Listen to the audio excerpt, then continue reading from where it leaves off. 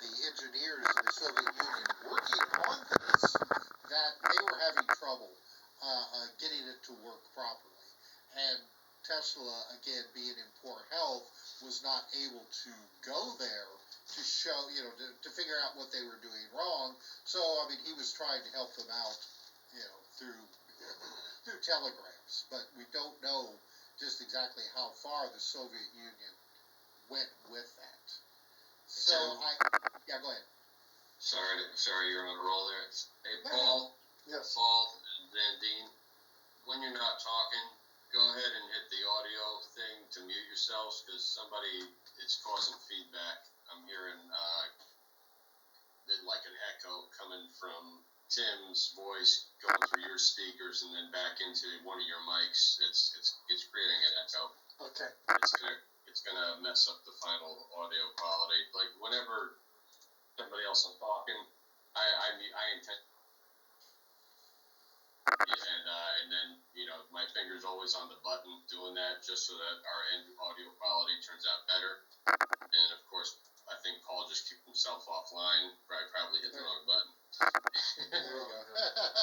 All right. Paul, yeah, I keep my finger on the button, and when I'm not talking, I mute myself. That way, the end audio quality ends up better for all of us.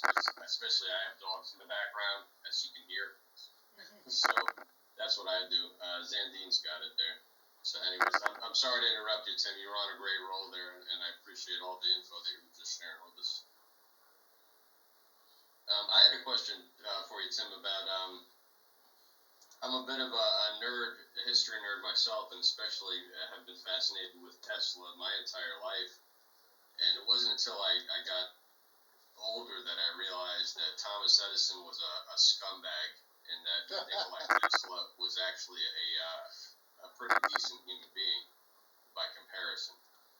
And one of the best stories I recall reading about was I didn't know that at like state fairs around the country, Thomas Edison was basically telling everybody in the world that alternating current was dangerous. And the way he did that was by electrocuting dogs and other animals in front of people at these fairs with alternating current. He would have these booths set up with alternating current and electrocute animals in front of people. And the coup de grace, I think, was at the New York World's Fair, where he electrocuted a fully grown male African bull elephant in front of a huge crowd. A horrible sight. Did it in front of thousands of people. And that night, I believe Tesla went on stage in front of everybody with one of his huge Tesla coils, and to counter what Edison said and show how safe his alternating current was. And he knew the difference between amperage and voltage, and what's dangerous and what isn't. And he stood on there and he had his one hand on the Tesla coil and put his other hand out towards the audience and shot out a lightning bolt over the crowd that looked like the hand of God type thing. And basically showed that if you know what you're doing, alternating current can be extremely safe and reliable. And that was just one of my favorite stories. And the whole war between Westinghouse and Edison that went on, and that Tesla actually gave up his any monetary rights towards the patents and things like that, just so that Westinghouse wouldn't go out of business. I think also showed that he was a pretty decent human being and wasn't really in it for the money. Besides being a genius, which is undeniable, and which is, I think, is kind of an irony that we have this madman out there right now who's utilizing this guy's name. He arguably one of the biggest villains in modern history is now using this guy's name. They couldn't be more opposite. Anyways, I'll hand it back to you. Phil. Phil, you got me all upset because me being a big animal lover, and I know you're an animal lover, and Zandine is, and Tim is. I mean, that's horrible what they did to those poor animals. The people who built this country the quote unquote heroes, the captains of industry that everybody that we all grew up, hearing about, Thomas Edison, Henry Ford. Two of the examples were actually horrible human beings. Henry Ford was a Nazi sympathizer at least. I mean, there's a picture of him in a full-on German uniform receiving an award from the Nazi government, and he had a newsletter that I think was called what was it, the Dearborn something or other, that you could. Prior to World War II, this newspaper was given out free in every Ford dealership around the country. And it basically, I think it was something about dispelling the Articles of Zion. It was an anti-Semitic newspaper that was given out for free in every Ford dealership around the country because he was a huge anti-Semite. He hated the Jewish religion. He hated Jewish people. He was a Nazi sympathizer. So I mean, and he was a dummy. He was a genius when it came to mechanical things. He really was that. He was one of those idiot savants. But when it came to like basic history of the country that he lived in, they had a trial where he was put on the stand, and they asked him simple questions like who was the first president of the United States and things like that, and he failed miserably. So it was he grew up on a farm. He was a farm boy, and he went to the big city, and one of his first jobs was for Edison, so he loved Edison, and he was a genius with his hands. He was very good with mechanical things. But as far as every other way in life, he was a horrible father. He bullied his son, Edsel. Just not a really good human being. The only reason that that the whole strike ended, I'm sure Tim probably knows that story too, is that his wife finally bullied him into saying, if you don't stop this whole thing with the strike, I'm just going to straight up divorce you. And he backed down. And, his wife was the only one that could, put him back in his place. Wow. So, yeah, the guys that we worship, you look a little bit between the lines, and you're like, man, these guys really weren't. Well, it's just like Lindbergh. They say that he was a Nazi sympathizer, and he might have been involved in his baby's killing.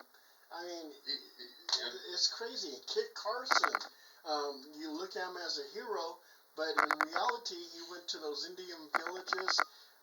They raided it. They took the women, cut off their breasts, and played ball with it. I mean, come on. Horrible.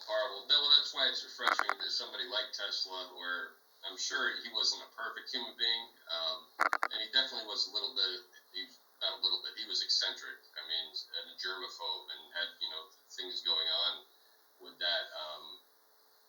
But, I mean, I don't think there's any type of, he wasn't a sexual deviant as far as I had ever read, or, he didn't abuse people. And he was a hard worker. I think they found him he was digging ditches on the street and things like that. I mean, he was just a decent human being, a hard worker, and a certified genius. Nobody can argue with that. And the fact that his plan was to give power to the world for free. Yeah, right? Yeah, free energy. And as soon as his backers found that out, they were like, pull that plug. There's no money in this. No. Anyways, I'm tired of dominating the conversation when we have a guest like Tim on, so. Well, you talked about Edison and the War of the Currents. Thomas Edison, when Tesla first immigrated to the United States, had already established really test areas in Manhattan to demonstrate the feasibility of his DC current to power households. He had a number of houses and blocks even that were wired for DC current, and it was successful. But the problem with DC current is that you need to bump it up every few blocks in order to sustain the power. And that, for test purposes, it was working okay, but there's no way using the technology that Edison had developed at the time that this would have been able to have been, feasible throughout the entire country. And so here you have this young upstart Tesla coming in, and and when he started working with Westinghouse and the Westinghouse company to develop and perfect his AC motor, well, that was a direct threat to Edison. And Edison, he was the epitome of capitalist. Naturally, I mean, he could see that the AC motor and AC current would completely knock his business out of the water, and he wasn't going to have that. That was money that he had spent in the development going right down the crapper. So he was going to do everything that he possibly could, every dirty trick that he could come up with, to try to convince people that AC current was dangerous. And like you said, they would have demonstrations at various fairs where they would electrocute little animals. It's just a horrible thing. And then, like you said, the next to the ultimate is where they killed, I think its name was Topsy. Topsy